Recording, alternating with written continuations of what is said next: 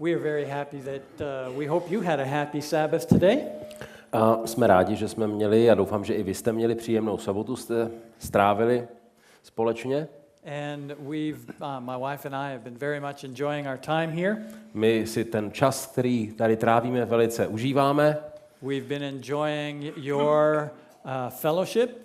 A také jsme rádi, jsme vděční za vaše vřelé přijetí. We've been enjoying the music.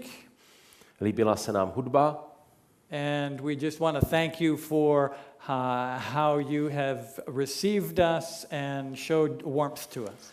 A děkujeme za to, že jste nás takhle příjemně a vřele přijali a že je nám mezi vámi dobře. Tonight we're going to be looking at the foundation of religious conflict. Dnes večer se budeme věnovat základu náboženského konfliktu. You know, it's hard to deny that religious conflicts have been here for a long time. Je těžké se vyhnout tomu, že tady po dlouhou dobu trvá náboženský konflikt. Je těžké to odmítnout nebo popřít. From the time of Jesus all the way up to today, religion and conflict have been a part of the history of Europe. Od dob Pána Ježíše přes celé dějiny až do doby dnešní tady neustále panuje konflikt náboženství. During the first 300 years after the resurrection of Jesus, after he had been here, Během těch prvních 300 let po vzkříšení a na nebevstoupení Pána Ježíše Christians were persecuted by the Roman Empire. křesťané byli pronásledováni římským císařem nebo římskou říší, chcete-li. They were hunted down and they were brought into the Colosseum. Byli přiváděni, přitaženi do Kolosea. Sometimes they had to fight with one another. Někdy byli také nuceni mezi sebou bojovat. Sometimes they were hung and burned. Jindy byli věšeni na kříže nebo páleni. Other times it was wild animals that attacked them. Jindy byli předhazováni dravé zvěři. And all this they could have avoided A tomu všemu se mohli snadno vyhnout, if they just took a little pinch of incense kdyby vzali špetku kadidla and placed it on some burning coals in front of a little statue.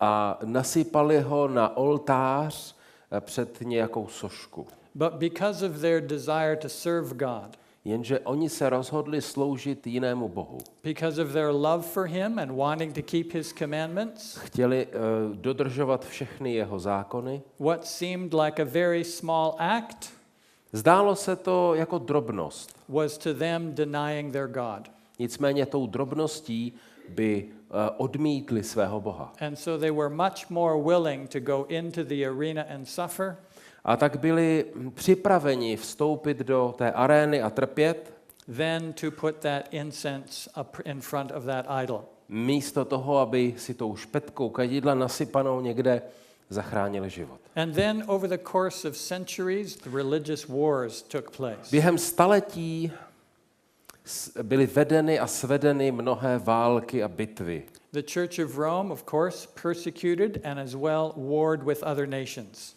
Římská církev pronásledovala mnohé a vedla také mnohé války. There were wars between the Eastern Roman Empire and the Islamic countries of the Middle East. Východořímská říše bojovala proti islámu dále na východě. Islam dominated the Middle East, and this is where the Crusades took place. Islám dominoval Blízkému východu a tam také do té oblasti byly vedeny křížové výpravy. The first crusade was called in the year 1095. První křížová výprava byla zorganizována v roce 1095. It was called by Pope Urban II to take back the Holy Land. Byla vyhlášena papežem Urbanem II. S cílem obsadit a znovu získat zpět svatou zemi. Thousands of people and thousands of soldiers were promised all of their sins would be forgiven if they would go and fight in this war. Tisíce vojáků se nechali zlákat slibem, že všechny jejich hříchy budou dopředu odpuštěny. The Second Crusade was in the 1100s. Druhá křížová výprava byla vyhlášena později ve 12. století. And it was also a holy war against Islam. A znovu to byla svatá válka proti islámu. But then the Islamic countries began to win some battles. Nicméně později islámské státy začaly vyhrávat některé ty války. And so the next battles were now to try and take back Jerusalem from a leader named Saladin. Byla tady snaha získat od sultána Saladina Jeruzalém. And so the third crusade was launched to try and redeem the Holy Land. Třetí křížová výprava měla opět stejné téma: obsadit a získat zpět svatou zemi. The fourth crusade was again Čtvrtá křížová výprava down in the Holy Land to try and recover Jerusalem, but they ended up taking Constantinople instead. Opět stejné téma, ale místo Jeruzaléma byla získána Konstantinopole. The fifth crusade was launched to try and recover Jerusalem. Fourth. Well, I'm on the fifth now. Pak tu máme čtvrtou křížovou výpravu a pátou ve 13. století. And there were two attempts during that time frame, both of which failed. Dva pokusy, které neuspěly. As we move on, we look at the sixth crusade. Postupujeme dál k šesté křížové výpravě. This time by now we're in the 1200s. Ve 13. století máme ji tady v roce 1228. This was again trying to reclaim Jerusalem. Pořád to samé. Získejte zpátky Jeruzalém. The seventh crusade came along. Sedmá křížová výprava. You can see that there were many of these wars between Europe and the Middle East. Vidíte, že těch válek je tu už dlouhá řada. But the king who tried to lead this crusade was captured by Egypt. Nicméně král, který vedl tuhletu křížovou výpravu, byl zajat v Egyptě. Towards the close of the 1200s, the eighth crusade came along. Ke konci 13. století tu máme už v pořadí 8. křížovou výpravu. It was against the city of Tunis. Proti městu Tunis. And then the last crusade, the ninth crusade, was the last major Middle Eastern war. A potom 9. křížová výprava byla taková poslední z těch větších válek na Blízkém východě. This leads us up to the closing part of the 1200s. Dostáváme se vlastně už na konec 13. století. There wasn't so much a focus on the Middle East anymore. Už není takový zájem o ten Blízký východ. And now people began to rise within Europe. Lidé povstávají v rámci Evropy, uvnitř Evropy. That began to receive the Bible. A jde jim o to zaměřit se na Bibli. In their own language. A chtějí získat Bibli ve svém jazyce. There was a man by the name of John Wycliffe. Objevuje se muž, vychází na scénu Jan Wycliffe. He was a learned individual that knew many languages. To byl člověk, který znal mnoho jazyků. And he was able to translate the Bible from Latin into English. A byl tedy schopen přeložit Bibli do svého jazyka, tedy do angličtiny. He had great influence not only in England but over into other parts of Europe. Měl velký vliv nejenom v Anglii, ale i v jiných částech Evropy. And one of the individuals that you likely know was greatly influenced by John Wycliffe. A potom tu máme dalšího člověka, který byl právě Janem nebo Johnem Wycliffem velice silně ovlivněn. His name was John Huss. A jmenoval se Jan Hus. And so John Huss, greatly influenced by John Wycliffe, read his writings and began to preach them. Jan Hus byl velice silně ovlivněn Janem Wycliffem, četl jeho spisy a začal na základě těch jeho spisů kázat. But as more individuals read the Bible and learned about the Bible, mnozí lidé byli schopni číst Bibli ve svém jazyce, zamýšlet se nad ní. they began to leave the Church of Rome. A na základě toho opouštěli římskou církev. As a result now, Rome took its focus off the Middle East. A následkem toho tedy Řím se přestal zajímat o Blízký východ And began warring against the people that were trying to read the scriptures. a obrátil se proti těm, kteří se snažili studovat Bibli. And so we have Protestants that were persecuted. A tak tu máme protestanty, kteří jsou pronásledováni a proti nimž jsou vedeny války. We have the Waldenses in the area of Northern Europe. Máme tady valdenské Northern Italy. v severní Itálii. We have the Albigenses and the Huguenots in the area of France. Máme tu albigenské a igenoty. We have the St. Bartholomew's Day massacre where many people were slaughtered over 3 nights. Potom tu máme takzvanou Bartolomějskou noc a hromadné vraždění protestantů. Of course, and then we have the Spanish and the different inquisitions, the Spanish and Roman inquisitions. Potom samozřejmě nesmíme zapomínat na velmi výkonnou španělskou a římskou inkvizici. And still today we have religious conflict. A i v dnešní době máme tady na scéně náboženské konflikty. Here's an article where more than half of Germans are afraid of the Islamization of their country. V tisku se dočítáme, že více než polovina Němců se bojí islamizace své země. This is something that is very recent. To je něco, co je velmi aktuální. Of course, this is in response to some of the attacks, the terrorist attacks that have been taking place. Samozřejmě, že to je odpověď nebo reakce veřejnosti na útoky, které probíhají. These attacks have happened in various cities throughout Europe. Útoky, teroristické útoky zaznamenáváme v mnoha městech Evropy. And this particular attack here that happened this year was seen as an attack upon all Europe. A útok v Bruselu z letošního roku byl chápán a byl prezentován jako útok na celou Evropu. And now some religious leaders are worried that Islam is going to try to conquer Europe. A tak se někteří představitelé církví obávají, že muslimové obsadí a ovládnou Evropu. For the secular mind, this is very difficult to grasp. Pro sekulárního člověka je to velice obtížné pochopit. It makes little sense to them. Pro ně to nedává skoro žádný smysl. Religion seems to be the cause of all the problems that we have. A zvnějšku to vypadá, že náboženství jsou příčinou všech těch problémů, které prožíváme. And so the big question that people ask is, why is there this religious conflict? A proto si kladou otázku, proč vlastně existuje ten velký a široký náboženský konflikt. People want to do away with all religion because they think it's the problem. A chtějí se logicky zbavit všech náboženství, protože jsou příčinou jenom problému. But that's not really, it's not so simple as that. Není to ale tak úplně jednoduché. There have been nations in Europe that have completely done away with religion. Byly v Evropě státy, národy, které se snažily kompletně se zbavit náboženství. Though Russia is not part of Europe, přestože Rusko není až tak součást Evropy, it had great influence here.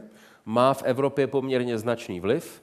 And people like Lenin and Stalin a lidé jako Lenin a Stalin wanted to have nothing to do with religion. Chtěli zlikvidovat, vymazat náboženství. But that didn't make it easy to live under their rulership. Nicméně to nepomohlo, aby se lidem v jejich područí žilo lépe. Even though they wanted to be completely secular with no religion, přestože chtěli vystavět státy kompletně sekulární, tedy bez jakéhokoliv náboženství, they persecuted their people and millions died. Chovali se stejně, pronásledovali své odpůrce a vyvraždili miliony lidí. So how could you say religion was the problem there? Tak jak můžeme potom říct, že problémem všeho, nebo základem všech problémů je náboženství? When there was no religion anywhere.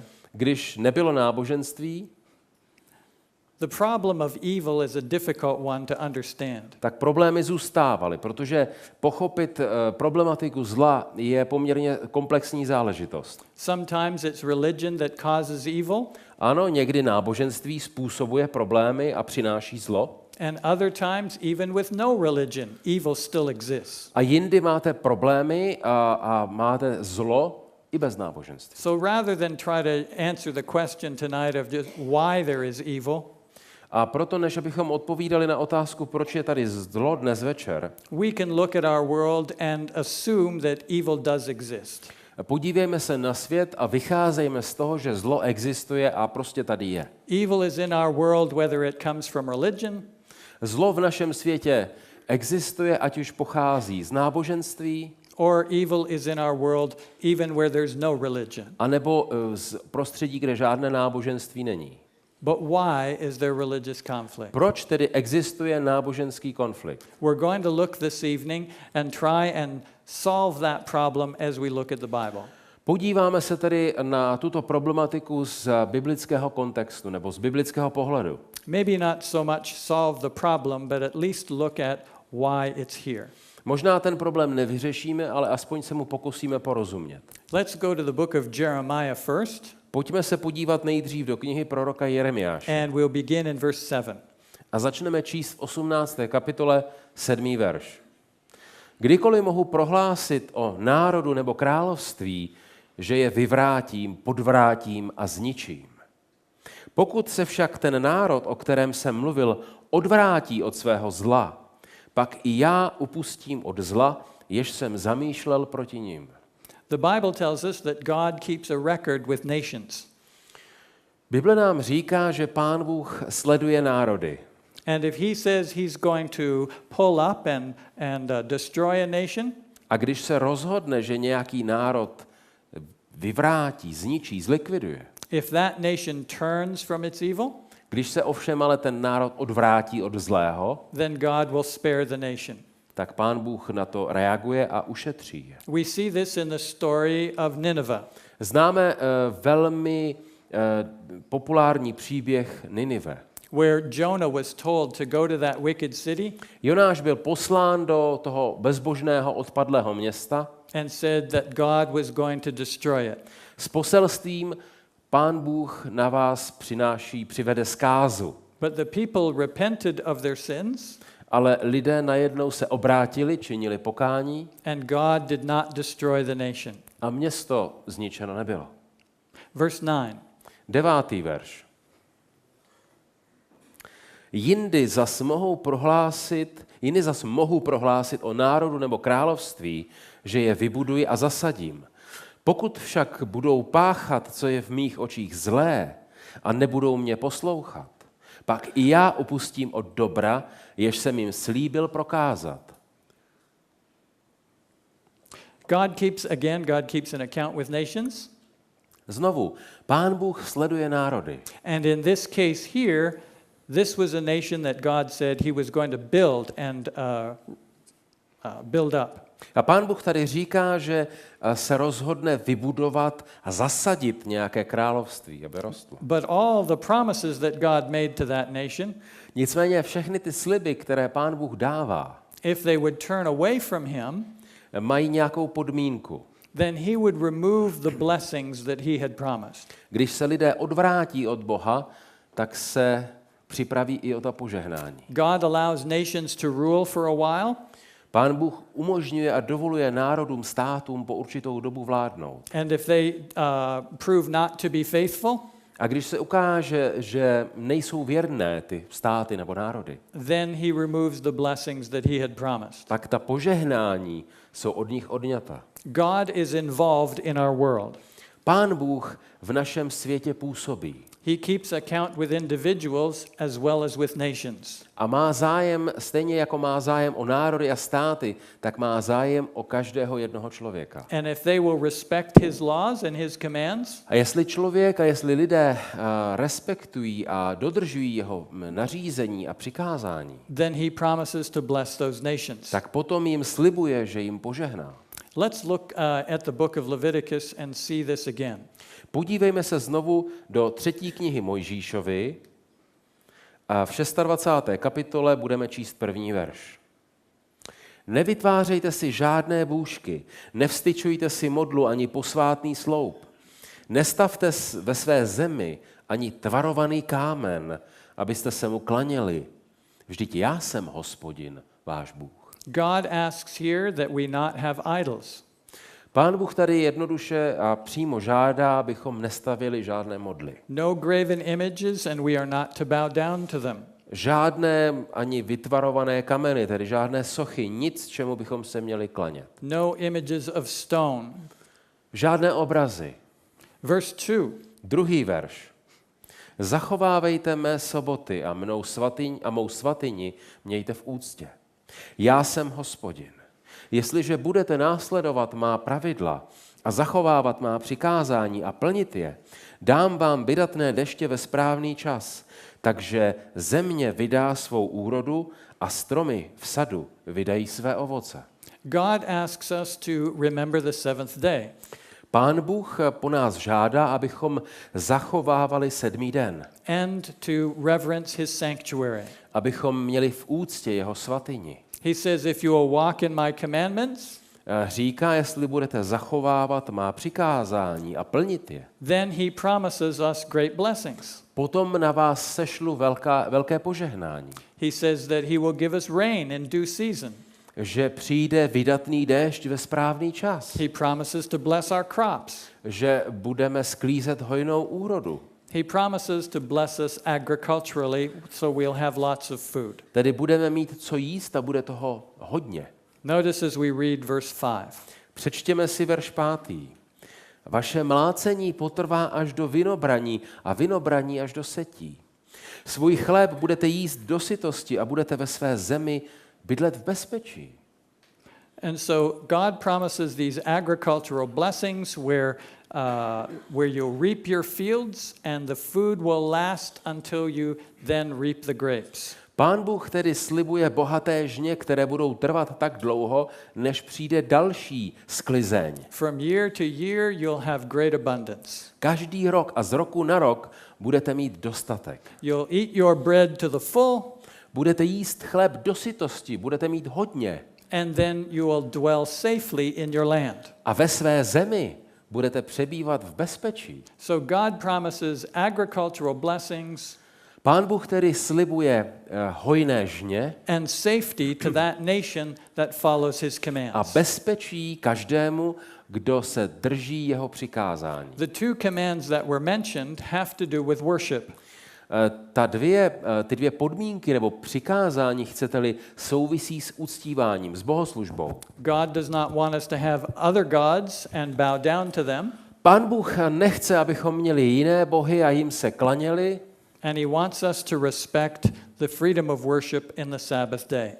A chce, abychom uctívali jeho v sobotní den. Verse 6. 6. verš. Způsobím v zemi pokoj, takže budete spát a nikdo vás nevyděsí.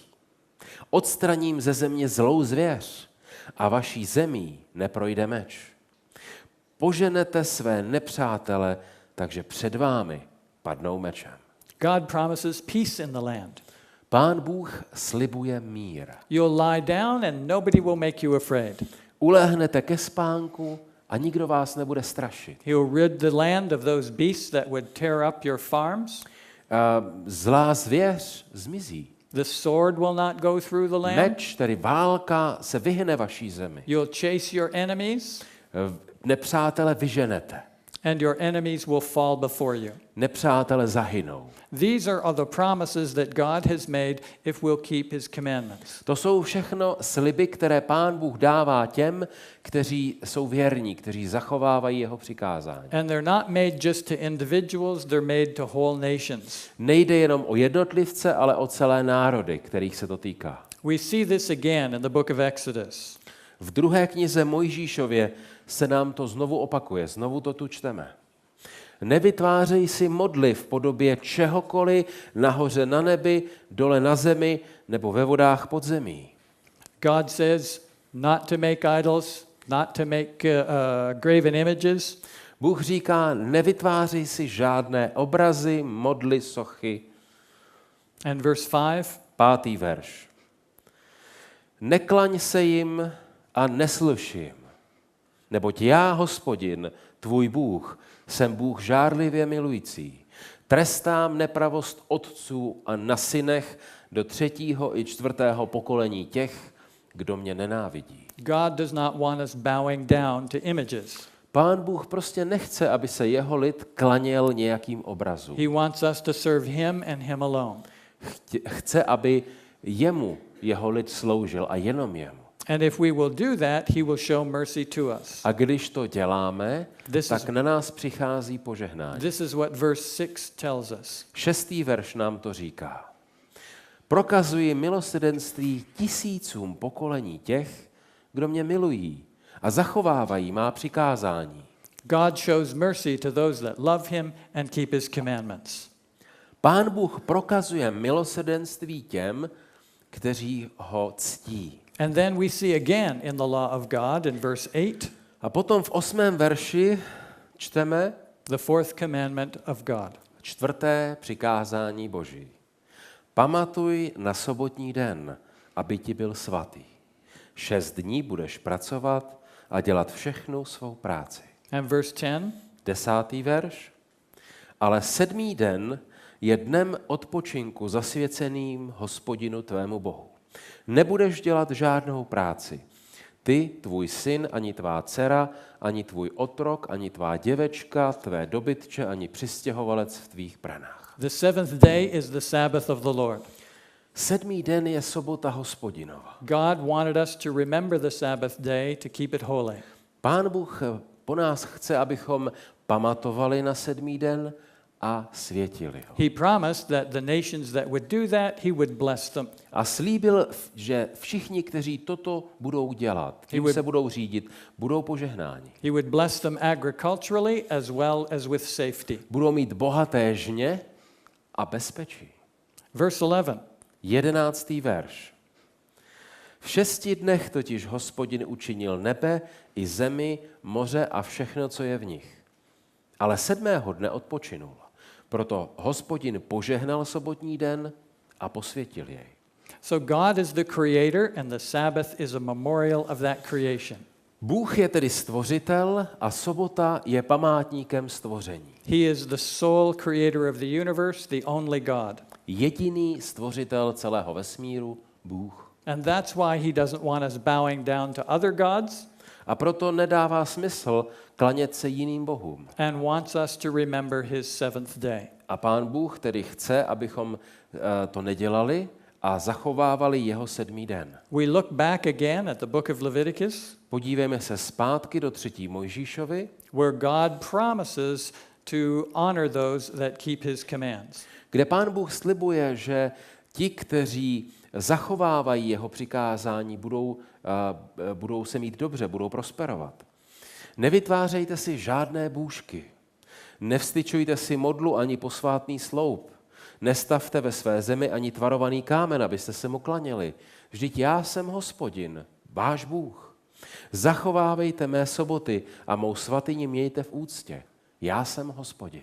So God has promised to prosper a nation Pán Bůh slibuje prosperitu and give them peace in their land, a také pokoj, mír. where none would make them afraid, Nikdo nás nebude děsit. and they would have blessings from God for their obedience. A budou přicházet požehnání Boží.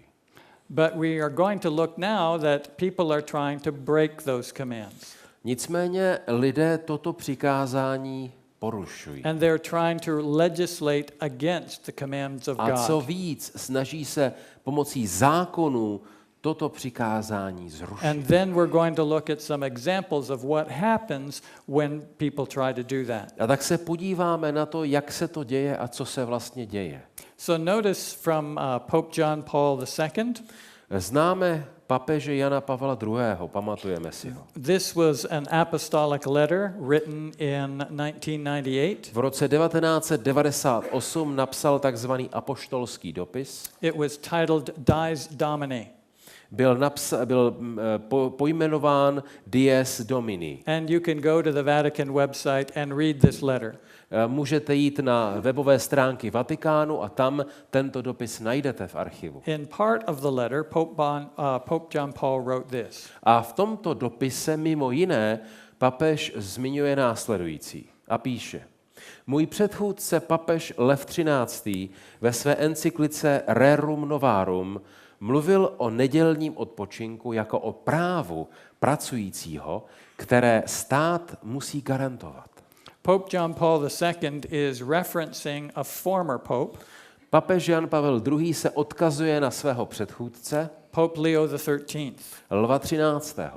And he said when he wrote a letter, A v době, kdy ten dopis psal, he said that Sunday is a day of rest for workers. a říká, neděle to je den odpočinku pro všechny pracující lidi. Is something that the government should guarantee. A je to něco, co by měla vláda zaručit každému zákonem. Now the way the government guarantees something A jakým způsobem vlády něco mohou prosadit? is to make a law that enforces that.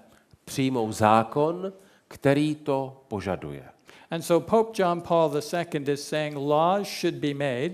A tedy jinými slovy papež tady říká, že by měl být přijat zákon, Where workers would have the day off on the first day of the který week. zaručuje a vlastně přikazuje odpočinek v neděli. He goes on to write this. A potom pokračuje dál. Proto také za daných okolností naší doby budou křesťané přirozeně usilovat o to, aby zajistili, že občanská legislativa respektuje jejich povinnost světit neděli. So the Pope encouraged Christians to petition the state.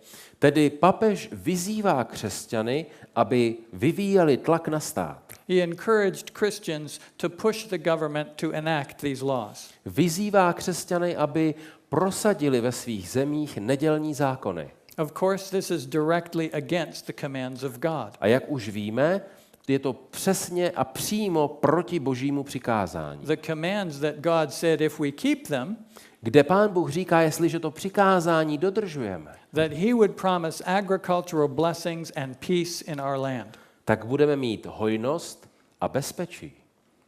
Here we see Pope Francis doing a similar thing.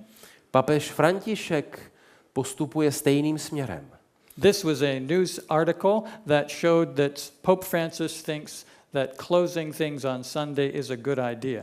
Tohle to je článek, který pojednává o tom, kde papež potvrzuje a prohlašuje, že mít v neděli zavřeno, nepracovat je dobrá věc. So you can go ahead and read that.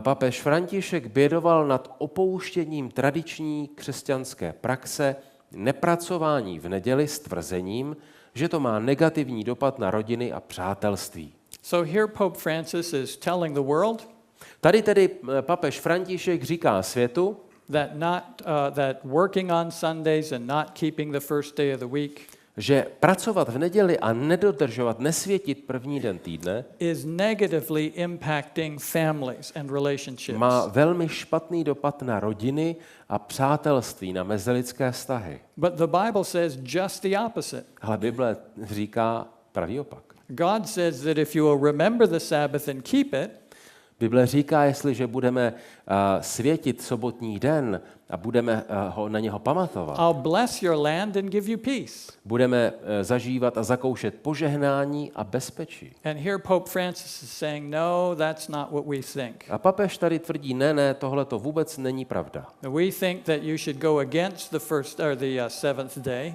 Máme se obrátit proti 7. dni and keep the first day of the week, and that's what will ensure a good families. světit první den týdne a to nám zajistí prosperitu a bezpečí. Now let's look at a story in the Bible Podívejme se na biblický příběh, where people were keeping God's commandments for many years, kde lidé dodržovali boží přikázání velmi dlouho. but because God was giving them peace and prosperity because they were keeping his A commandments, Pán Bůh jim dával klid, mír a hojnost. they thought that this would always happen, A oni se domnívali, že to je jaksi samozřejmé, that they would always have peace and že to prosperity. tak bude navždycky. And so they began going away from God. A tak se začali odvracet od Pána Boha. And notice what happened A in the book of podívejme se Judges. na to, co se stalo. Soudců 6. kapitola, první 2 verše. Synové Izraele pak páchali to, co je zlé v Hospodinových očích. A Hospodin je vydal do ruky Midiánců na 7 let. Ruka Midiánců mocně dolehla na Izrael. Synové Izraele pro sebe kvůli Midiáncům upravili soutěsky, které byly v horách, jeskyně a pevnosti. God had blessed the nation of Israel for 40 years. Pán Bůh žehnal Izraeli 40 let. There was peace in their land and they had great agricultural abundance.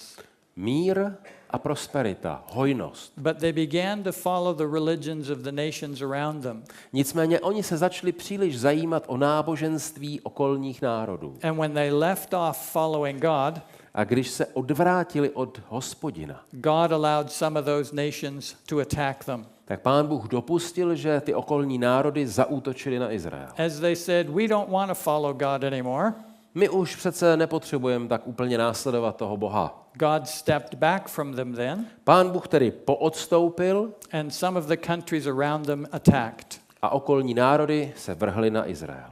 The Midianites caused the nation of Israel to flee to the mountains. Midiánci způsobili, že Izraelité utekli do hor. Instead of living on their prosperous farms, Místo toho, aby žili v míru a pokoji, v hojnosti, they had to now run to the caves. teď se museli ukrývat v jeskyních. And this began a 7-year time of much misery for Israel. 7 let bídy. Verse 3. 3. verš. Když Izrael zasel, stávalo se, že vytáhli Midiánci, Amalékovci a synové východu a vyrazili proti němu. Utábořili se proti nim a ničili úrodu země, až tam, kudy se jde do Gazy, a neponechali v Izraeli obživu, ovci, býka ani osla. Now we have the Amalekites and the Midianites attacking Israel. Máme tu Midiánce, máme tu Amalékovce a všichni útočí na Izrael. They're coming up and attacking and reaping down their fields. Zaútočí a všechno zničí a všechno ukradnou. They're taking away all of their animals. Všechna zvířata, všechen dobytek. And they're leaving Israel with nothing. A v Izraeli nezůstává nic. Notice in verse 5. V 5. verši čteme. Neboť oni vytáhli se svým dobytkem a svými stany a přihnali se jako celé hejno kobylek. Bylo jich i jejich velbloudů bezpočet a přišli do země, aby ji zničili. So they were as camels and tents without number. Bezpočet velbloudů a dobytků. They were a great multitude like grasshoppers and locusts swarming the land. Obrovský počet, bylo jich jako kobylek. And just like when grasshoppers and locusts go through a place, they eat everything up. A víme dobře, že takové veliké hejno kobyle, když se prožene krajinou, tak za nimi zůstane spoušť. This is what is happening to Israel. There wasn't anything left for them to eat. A to se přesně stalo Izraeli. Po tomhletom nájezdu nezůstalo už vůbec nic. Verse 6. 6. verš. Izrael byl od Midiánců úplně zubožený. Synové Izraele volali k Hospodinu o pomoc. The nation of Israel became very, very poor under the Midianites. Po těchto nájezdech Izrael velmi schudl. They were going away from God. They were asking him to leave.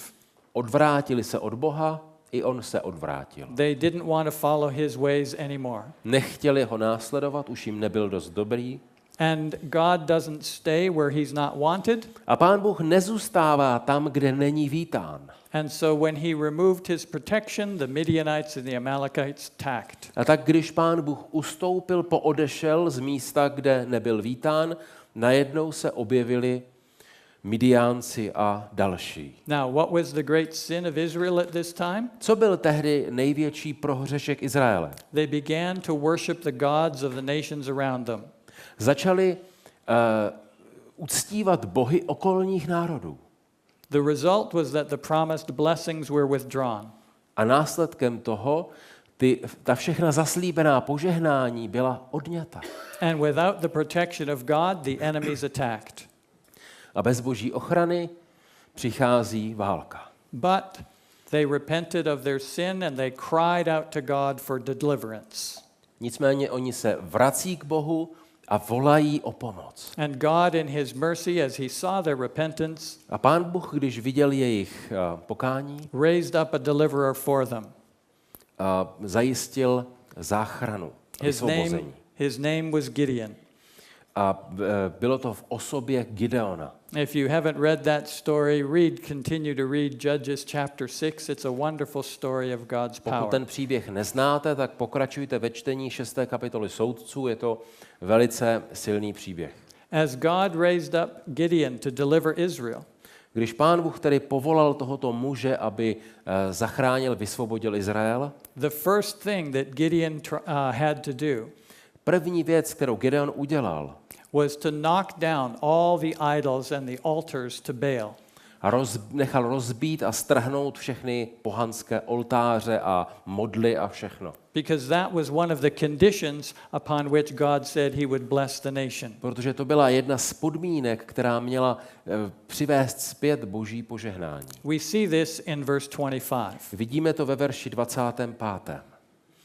I stalo se oné noci, že mu Hospodin řekl, vezmi býka, který patří tvému otci, ba toho druhého 7letého býčka.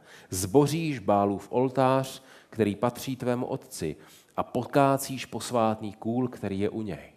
So Gideon was told by God Bůh tedy řekl Gideonovi, that he was supposed to take some of his father's animals. že má vzít zvíře od svého otce, He was to go and knock down his father's altar. má zbořit, pokácet oltář, The altar that was an altar to Baal. Bálův oltář, který patřil jeho otci. And then he was to cut down the grove of trees where all these idols were. A pak má také pokácet posvátný kůl, který tam stál. And then he was to sacrifice to God.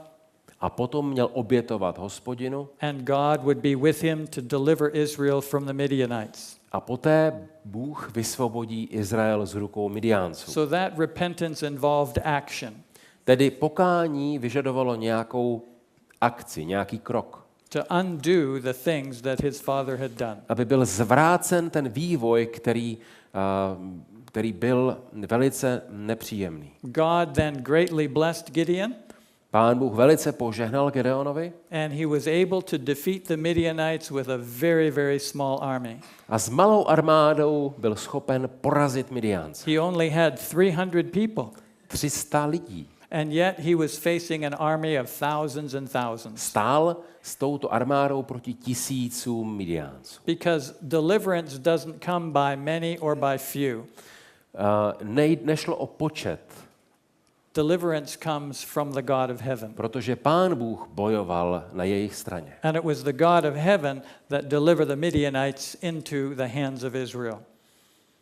A byl to Bůh, který porazil Midiánce, protože stál na straně Izraele. So who were these Midianites? Kdo vlastně byli ti Midiánci? Who were these people that attacked the nation of Israel? Kdo byli tihleti lidé, kteří útočili na Izrael? As we follow on in the story, we go to Judges chapter 8. Když pokračujeme v tom příběhu, tak se dostaneme do knihy Soudců, tedy zůstáváme v knize Soudců a posuneme se do 8. kapitoly. And here we find out the identity of the Midianites. A tady nacházíme informaci o identitě těch Midiánců. Verse 24.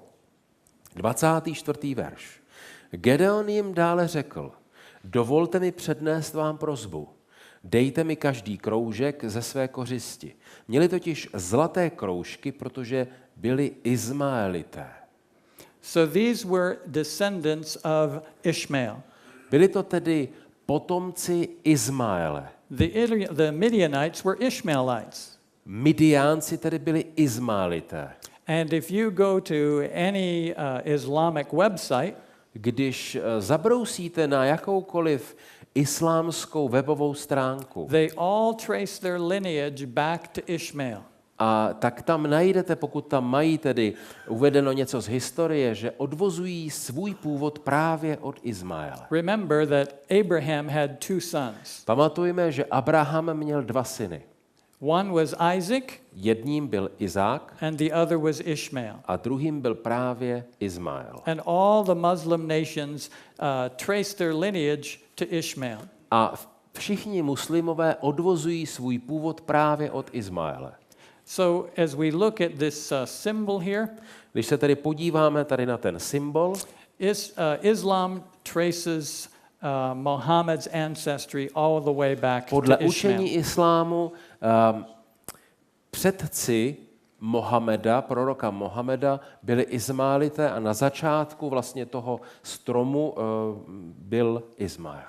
So when God's people left following him, Když tedy Izrael se odvrátil od Hospodina, when they began bowing down to idols, když se začali klanět modlám, when they began to enforce the first day, když se začali zabývat prvním dnem týdne, these were the things that God promised protection for.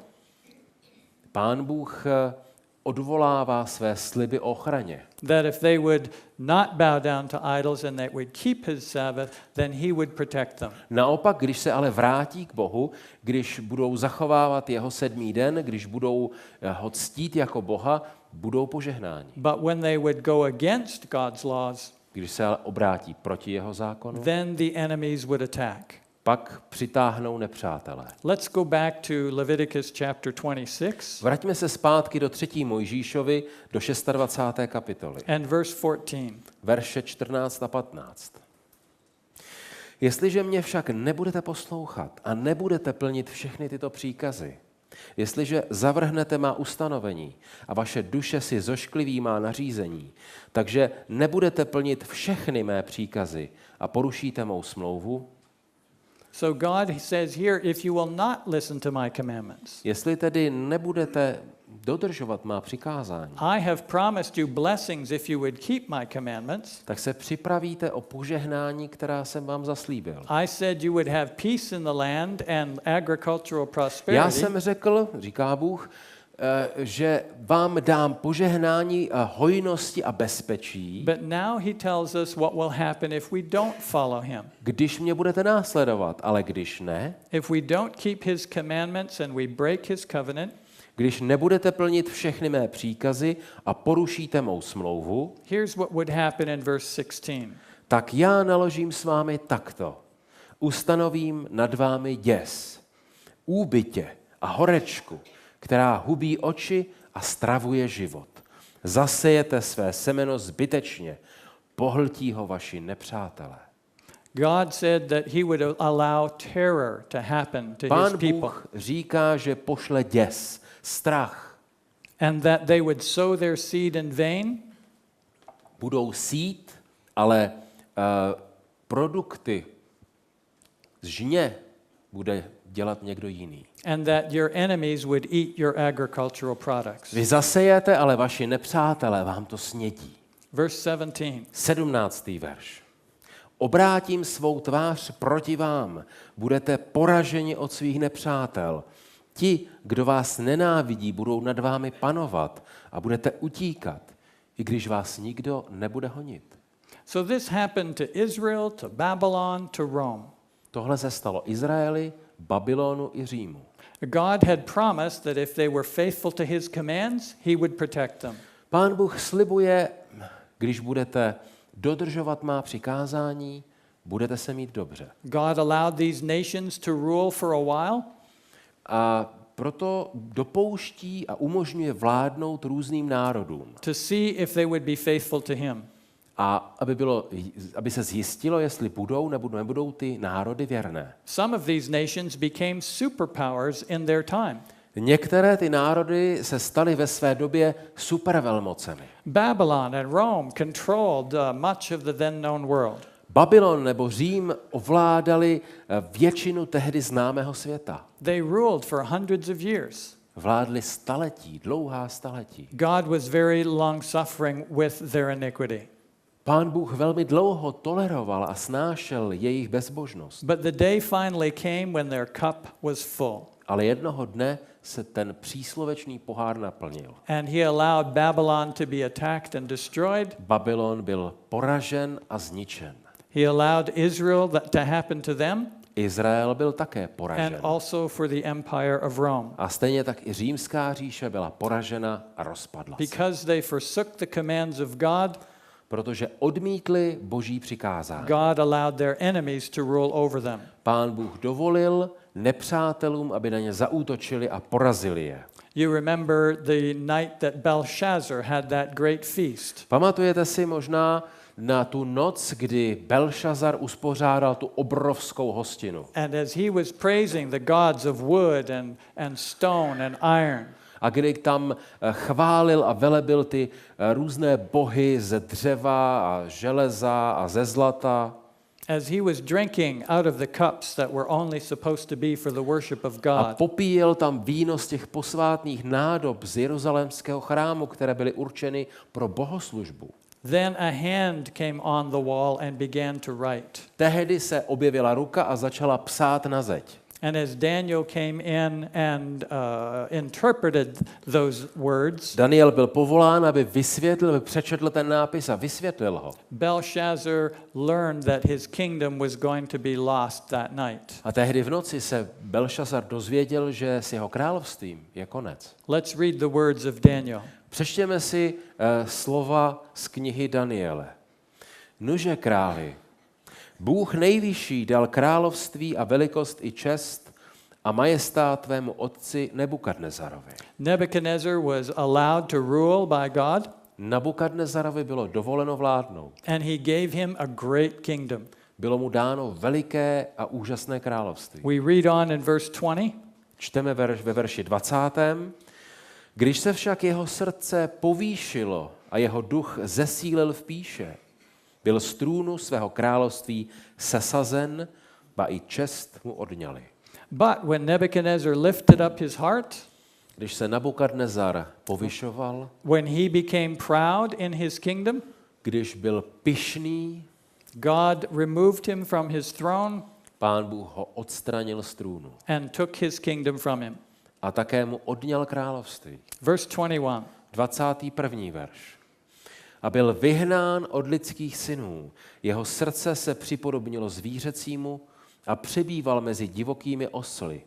Dávali mu spásat porost jako dobytku a nebeskou rosou se mu tělo smáčelo, dokud nepoznal, že v lidském království vládne Bůh nejvyšší a ustanovuje v něm kohokoliv ráčí. God took Nebuchadnezzar off of his throne.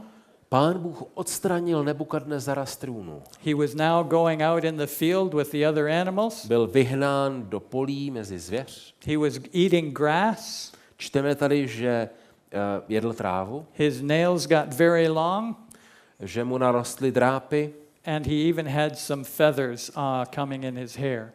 a dokonce měl někde mezi vlasy peří. This was all done to show Tohle všechno mělo ukázat, that it's the Most High that rules in the kingdom of men. že nejvyšším, který vládne mezi lidmi, That God rules over nations je Bůh.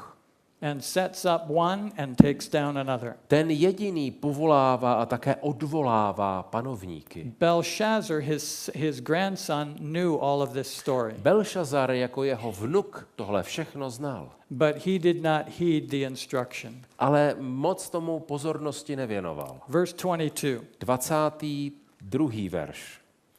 Ani ty, jeho syn Belšazare, si nepokořil své srdce, přestože si o tom všem věděl. Nýbrž proti Pánu nebes se povýšil. Belshazzar, you knew all this story, Belšazare, ty si to všechno věděl, but you did not humble your heart before the God of heaven. ale ty ses nepokořil před Bohem nebes. You lifted up your heart against him, Ty si povýšil své srdce proti němu. and now your kingdom is going to be taken from you. A proto tvé království ti bude odňato. And as we read the rest of the story, A když čteme ten příběh, the Medes and Persians came and took the kingdom of Babylon, Médové a Peršané přitáhli a dobili Babylon. and that very night Belshazzar lost his life. Tehdy v noci, kdy se toto stalo, ještě té noci byl král Belšazar zabit. The Most High rules in the kingdom of men. Nejvyšší Bůh vládne nad lidmi. As we read this evening in Jeremiah, Jak jsme četli u proroka Jeremiáše, that the nations that follow God, he will bless. národy, které budou následovat Hospodina, budou požehnány. And the nations that don't follow him, he removes his blessing. ale od těch národů, které se neřídí hospodinovými nařízeními, od nich se Bůh odvrátí. He allows enemies to attack. A dovolí, aby na ně zaútočili nepřátelé. Now, God does not do this because he's a hard person. Pán Bůh to nedělá, protože je zlý. He wants people and nations to understand Pánu Bohu jde o to, aby lidé a národy pochopili a porozuměli, that the wages of sin is death. že mzdou hříchu je smrt. And so those nations and those peoples that don't follow God, A tak ty národy a ty jednotlivci, kteří nenásledují Boha, he allows them to suffer a little. jsou vystaveni utrpení. And so that they will turn back to him. A mají možnost se zastavit a mají možnost se vrátit. Much like we would have to discipline a wayward child. Podobně také vychováváme naše děti. It's not because we delight in doing it, To není proto, že nás těší jim dělat něco zlého. but we want the best for the child. Naopak, chceme pro ně to nejlepší. And so God allows these things to happen because he wants to draw people to himself. A tak Pán Bůh dopouští špatné věci, které se dějí lidem a celým národům proto, aby si uvědomili svoji situaci a obrátili se k němu. So now, what about Europe? Co Evropa? Do we see any of these similar things happening here in this part of God's world? Dějí se nějaké takovéhle věci v této části světa? God blessed Europe in the time of the Reformation. V době reformace Pán Bůh bohatě požehnal Evropě. He gave the Bible back to the people. Lidem se vrátila Bible. As people began to follow the teachings of the Bible, A jak lidé opět se seznamovali s Biblí a s jejím učením, it led to great freedom in Europe. tak to přineslo Evropě velikou svobodu. Great inventions were made. Úžasné objevy, There was prosperity that came. hojnost, prosperita. People went over to America and started that great nation. Lidé objevili Ameriku a tam vlastně založili nový národ. When the Bible got back in the hands of the people, there was much prosperity and peace. Když se Bible vrátila lidem zpět, tak to přineslo velký pokoj a prosperitu, hojnost. But are we forgetting some of that history? Nicméně zapomínáme na některé části historie. Remember about God's blessing. Pamatujme na Boží požehnání. Leviticus 26 again, 3. Mojžíšova 26. kapitola. verse 14. 14. verš a 15. Jestliže mě však nebudete poslouchat a nebudete plnit všechny tyto příkazy, jestliže zavrhnete má ustanovení a vaše duše si zoškliví má nařízení, takže nebudete plnit všechny mé příkazy a porušíte mou smlouvu, And verse 16. tak já naložím s vámi takto. Ustanovím nad vámi děs, úbytě a horečku, která hubí oči a stravuje život. Zasejete své semeno zbytečně, pohltí ho vaši nepřátelé. God says, if you will not listen to me, Když mě nebudete poslouchat, I will allow terror to come upon you. tak já dopustím, aby vás ovládl strach. You'll sow your seed in vain. Budete sít zbytečně, Your enemies are going to eat it. protože vaši nepřátelé budou sklízet. You will run away Utečete, budete utíkat when no one is chasing you. i ve chvíli, kdy vás nikdo nebude pronásledovat. You won't have any peace in your land. Nebudete mít pokoj a klid. So God keeps accounts with nations. Pán Bůh sleduje národy. But when people reject his commands, Když lidé odmítnou jeho it's přikázání, the same as rejecting him. tak odmítnou jeho samého. And God will not force himself on anyone. Pán Bůh se nikomu nebude vnucovat. But when people reject him and his law, Když lidé odmítnou Boha a jeho zákon, he steps back and removes his protection. Pán Bůh ustoupí a stáhne i svoji ochranu. So what do we see happening in Europe today? Co se děje v Evropě? We see nations wanting to legislate against the commands of God. Říkali jsme si, že jednotlivé státy se snaží pomocí zákonů prosadit něco, co stojí v příkrém rozporu s Božím zákonem. The two specific commandments that God said he would prosper a nation Jsou dvě přikázání, s nimiž přímo Bůh spojuje to požehnání hojnosti. both had to do with worship. Obě dvě přikázání se týkají uctívání. Not bowing down to idols Nebudeš se klanět modlám and remembering to keep the Sabbath day. a budeš pamatovat na můj sobotní den. But now again we're seeing legislation against the commands of God, against the commands of worship. Proti těmto přikázáním se staví zákony světa. So that nations are want to enforce the first day of the week. A státy se snaží pomocí zákonů prosadit svěcení prvního dne týdne. This is a picture of a billboard in Hungary. Toto je už nám známý billboard z Maďarska Welcome to Hungary. Everything's closed on Sunday. a tam si můžeme číst: vítejte v Maďarsku, ale v neděli máme zavřeno. And here we see the European Sunday Alliance, Evropská nedělní aliance už je nám také známa, where nations are gathering to promote man's laws instead of God's. a jednotlivé národy a iniciativy se sjednocují v prosazení neděle jako dne odpočinku. Here we see an article about Germany enforcing a day of rest. Německý soud vynucuje den odpočinku.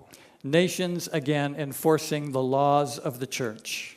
Jinými slovy, světské mocnosti vynucují něco, co požaduje církev. And when that happens, they're unwittingly inviting the judgments of God. A když se toto děje, tak přichází Boží soud. Because when we legislate directly against God's commands, Pokud se stavíme a dokonce pomocí zákonů se stavíme proti Božím přikázáním, God withdraws his blessing. Pán Bůh ustupuje a stahuje, odnímá své požehnání. And so it's just like what happened to Belshazzar. A jsme ve stejné situaci jako Belšazar tehdy v noci v královském paláci. We see that when he went against God's Když commands, se on postavil přímo proti Božímu zákonu, then judgments came to his nation. přišel soud a jeho království bylo zničeno. And what do we see happening in Europe? Co se děje v Evropě? As the nations are trying to legislate against the commands of God, Státy a národy přijímají zákony proti Božím přikázání. we see the attacks happening across the nations. Vidíme, že probíhají útoky. It's happening in England, V Anglii, in France, ve Francii, in Spain, ve Španělsku, in Italy, v Itálii, in other nations in Belgium. na jiných místech, jako v Belgii, It's happening across Europe všude v Evropě, as God tends to withdraw his blessing. kdy Pán Bůh odnímá svá požehnání. So what's the solution to this? Jaké je řešení? The solution is to turn back to God. Řešením je vrátit se zpět k Hospodinu. The solution is to turn away from enforcing man's laws Řešením je zanechat různých snah pomocí zákonů zvrátit nebo změnit Boží přikázání. man's laws that are enforcing the traditions of the church, Aby zákony světské vynucovaly dodržování církevních tradic. and to turn back to following the freedom of the commands of God. A řešením je návrat k Božím přikázáním. 2 Chronicles chapter 7 and verse 14. Druhá kniha Paralipomenon, 7. kapitola, 14. verš. Ale pak se můj lid, který se nazývá mým jménem, pokoří. Budou se modlit, hledat moji tvář a odvrátí se od svých zlých cest. Vyslyším z nebes, odpustím jejich hřích a uzdravím jejich zemi. Here's the promise that God makes to people. Tady Pán Bůh dává slib lidem. If those that claim to be following him Jestliže ti, kteří tvrdí, že ho následují, will turn away from their wickedness, se odvrátí od své bezbožnosti, if they will pray to him and seek his face, když se budou modlit a doslova hledat jeho tvář. God promises that he will hear from heaven, Pán Bůh slibuje, že je uslyší, he will forgive their sins, že jim odpustí jejich hříchy and he will heal their land. a uzdraví jejich zemi. Proverbs chapter 14 and verse 34. Přísloví 14. kapitola, verš 34. Spravedlnost vyvýší národ, ale hřích je hanbou národu. God says here that it is righteousness that lifts up a nation. Zde Bůh říká, že je to spravedlnost, která vyvyšuje národy. God has promised that when we keep his commands, he will protect the nation. Jestliže budeme dodržovat Boží přikázání, budeme zažívat mír. But when we break God's command, we lose his protection. Ale když budeme jeho přikázání porušovat, přijde strach. And again we see that we are being attacked by enemies even today. A budou na nás útočit nepřátelé, a to se dnes také děje. But as citizens of the nations, we ourselves can turn back to God. My se můžeme obrátit a vrátit k Bohu jako jednotlivci. And the more we encourage others to do the same, A když pozveme k tomu i ostatní lidi, the more we make others aware that they can be right with God, oni mohou také napravit svůj vztah k Bohu. then God will help restore the nation and heal it. Pán Bůh slibuje, že uzdraví zemi. Here's what you can do in 1 John chapter 1 and verse 8. V prvním listu Janovi, v první kapitole v 8. verši čteme. Řekneme-li, že žádný hřích nemáme, klameme sami sebe a pravda v nás není. If we say we have no sin, Když tvrdíme, že jsme bez hříchu, then we deceive ourselves. tak vlastně obelháváme sami sebe. Have you ever lied?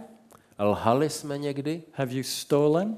Ukradli jsme někde něco? Have you gossiped or lusted? Někdy jsme někde někoho pomlouvali nebo jsme po něčem dychtili? The Bible tells us that all have sinned. Bible říká, všichni zhřešili. But sin is really not the problem. Ale hlavním problémem není hřích. It's the denial that we've sinned that's Je really the to problem. odmítání té skutečnosti, že jsme zhřešili. Why? Because if we deny we've sinned, then we won't seek forgiveness. Jestliže odmítáme to, že jsme hříšní, tak potom nepotřebujeme hledat odpuštění. And if we won't seek forgiveness, we won't be forgiven.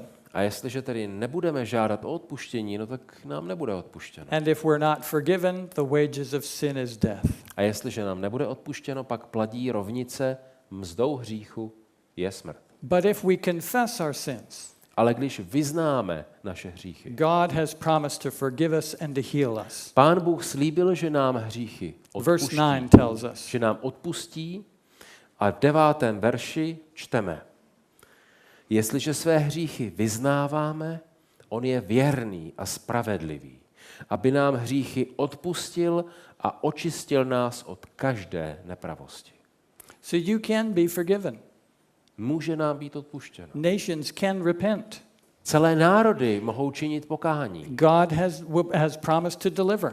Pán Bůh slíbil vysvobození. He's done that many, many times throughout history. Mnohokrát v historii jsme se s tím setkali. When nations turn back to God, Kdy se národy vrátili k Bohu. God promises to heal their land. Pán Bůh je uzdravil. Are you willing to take these steps with God? Chcete se vrátit k Bohu? To confess your sins to him so that you can receive forgiveness. Vyznat mu hříchy a přijmout odpuštění. So that he can cleanse you from all unrighteousness. A tak můžeme být očištěni od všech nepravostí. So that he can provide you his protection. Pán Bůh slíbil ochranu a pokoj každému z nás. His promise is that he will forgive you. Slíbil, já ti odpustím. And he will cleanse you from all A unrighteousness. očistím tě od veškeré nepravosti. And then as you keep his commandments, Když budeme dodržovat jeho přikázání, he will prosper your family and protect you. budeme zažívat pokoj a hojnost. As we close our meeting this evening, Když dnes večer budeme končit, tomorrow we're going to be talking about Jan Ziska. tak nezapomeňme na to, čím se budeme zabývat zítra. We're seeing that many people rejecting God's commands. A budeme se zabývat tím, co by udělal Jan Žižka. And we ask, what would Ziska do? Co by udělal Jan Žižka? Jak by se zachoval v dnešní době? What would he do in a situation like this? Co co by dělal dnes, v dnešní době? How would he rally the nation? Jak by povzbudil národy nebo je probudil? So tomorrow evening, as we look at religious conflict and why it's here, Zítra večer, když budeme pokračovat v uvažování nad náboženským konfliktem a nad tím, proč ho prožíváme, we're going to ask the question, what would Jan Žižka do? tak si položíme otázku, co by udělal Jan Žižka. So let's stand and pray this evening. Prosím, povstaňme a pomodleme se společně. Our Father in heaven, Náš Otče v nebi, we recognize religious conflict uvědomujeme si, že tu probíhá náboženský konflikt. is a result of rejecting God and his commands. A tento konflikt je následkem odmítnutí tvého zákona, As a result, he withdraws his blessing and protection. protože odnímáš své požehnání a ochranu. We see these attacks happening across Europe, Vnímáme a všímáme si těch různých útoků, které jsou páchány napříč Evropou, because people are forgetting God and trying to enforce religious tradition. protože lidé na tebe zapomínají, odmítají tě a snaží se pomocí zákonů světských bojovat proti zákonu tvému. But we as individuals Ale my jako jednotlivci can make sure that we're not doing similar things, se nemusíme chovat stejně. that we're not rejecting you and wanting to go our own way. Nemusíme tě odmítat a jít vlastní cestou. And so tonight again, we just ask A tak dnes večer tě prosíme, that if there's someone who says, I want to turn to God, aby ti, kteří se chtějí k tobě vrátit, I want to follow our Lord Jesus, aby vyznali a nebáli se vyznat, že tě chtějí následovat. I want to have the peace that comes when my sins are forgiven. Aby usilovali o odpuštění hříchů And I want to have the knowledge that I am right with God. a aby si uvědomili, aby nabyli jistoty, že jejich vztah s tebou je narovnán. If that is your desire this evening, Pokud je tedy dnes večer někdo tady v sále nebo nás sleduje na internetu, would you just raise your hand towards heaven může zvednout svoji ruku k nebesům and say, yes, I want to have peace in my life. a vyznat ve svém mysli, ano, chci, Pane Bože, s tebou žít v míru. By raising your hand, you're saying, I would like to be forgiven. A tím, že zvedneme ruku, že pozvedneme ruku k nebesům, tak říkáme, ano, přeji si, aby si mi odpustil. And stand right with God. A chci být s tebou, Pane Bože. Won't you just raise your hand right now where you are? Můžeme zvednout ruku tam, kde zrovna jsme. And God sees you raise your hand. A Pán Bůh ty naše zvednuté ruce vidí. And he says, I will now work in your life. A odpovídá a říká, já budu působit ve tvém životě. Thank you for being with us tonight. Děkujeme ti, Pane Bože, za to, že jsi s námi byl i dnes večer. And we look forward to seeing each other again tomorrow. A těšíme se, že se setkáme všichni zítra večer. Thank you in Jesus' name. Děkujeme ti v Ježíšově jménu. Amen. Amen.